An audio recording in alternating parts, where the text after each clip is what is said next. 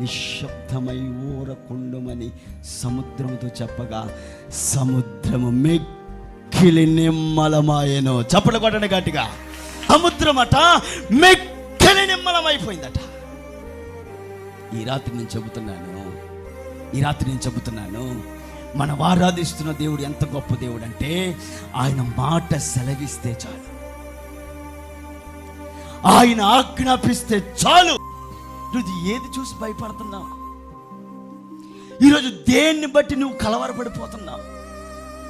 ఈరోజు దేన్ని బట్టి నువ్వు కేవలం కంటి నిండా కన్నీరు పెట్టుకుంటున్నావు?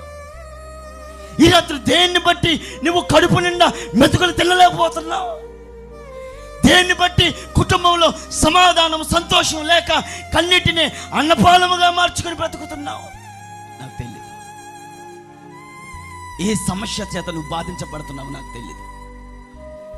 ఈరోజు ఏ భయంకరమైన తుఫాను నిన్ను ఏలుబడి చేస్తుందో నాకు తెలియదు. అటు ముందుకు వెళ్ళలేక, అటు వెనక్కి వెళ్ళలేక, ఏం చేయాలో తెలియని దిక్కు తోచని పరిస్థితుల్లో కనుక నీవు ఉంటే, ఈ రాత్రి నా ప్రభు మాట్లాడబోతున్నాడు. ఆమేన్, ఆమేన్.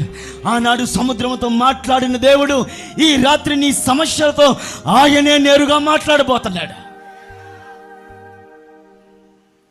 హల్లెలూయా, హల్లెలూయా. ఈ రాత్రి మీరు విశ్వసించండి, ఈ రాత్రి మీరు విశ్వసించండి. నా దేవుని ప్రియులారా, నా దేవుడు తప్పక మీ జీవితాలతో ఈ రాత్రి మాట్లాడుతూ ఉన్నాడు. ఆయన మాట్లాడుతున్నాడు.